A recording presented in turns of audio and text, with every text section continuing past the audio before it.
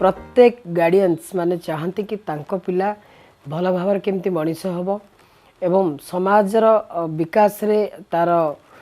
भूमिका रहिबा एवं ता निज घरर आर्थिक परिस्थिति की मध्य परिवर्तन करिवो जो थिला कि प्रत्येक माँ बापांकर समस्तंकर गोटे स्वप्न थाए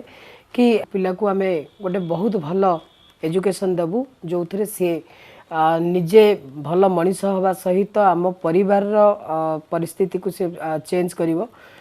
आजिका समय आम देखा शिक्षागत अधिकार हूँ एक मौलिकगत अधिकार एवं धन्यवाद निश्चित रूप से सरकार को दबा जे कि सरकारी स्कूल सहित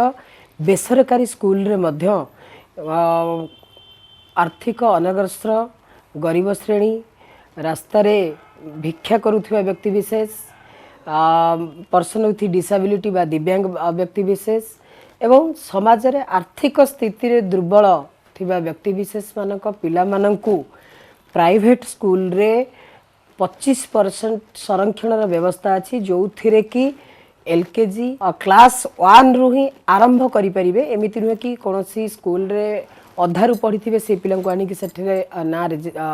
लेखे हब सेमिति नुहे जदि आपण आरंभ रु ही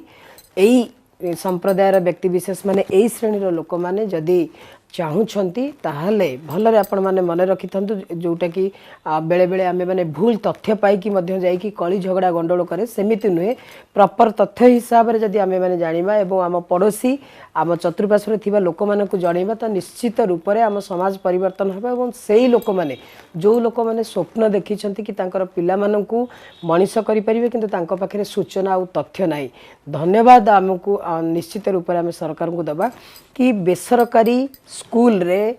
एलकेजी यूकेजी क्लास 1 रे प्रथम थर पई जदि आपण माने एडमिशन करछुंती ताहा पई कोनोसी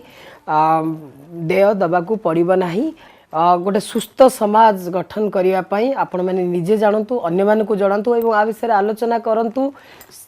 निकटस्थ बेसरकारी स्कूल किंबा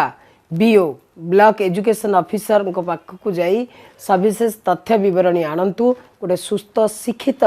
समाज बा देश तैयारी रे आपण माने को अवदान रखंतु सविशेष तथ्य विवरणी आउ थरे जानिबा पई आपण माने आरटीई पारदर्शी पोर्टल को जातु एवं आपई मध्य टोल फ्री नंबर अच्छी मुझे आपण माने को अनुरोध करी जेते बेले आपण बीओ को पाखु जाउछंती ए सब तथ्य विवरणी से माने को आनंतु।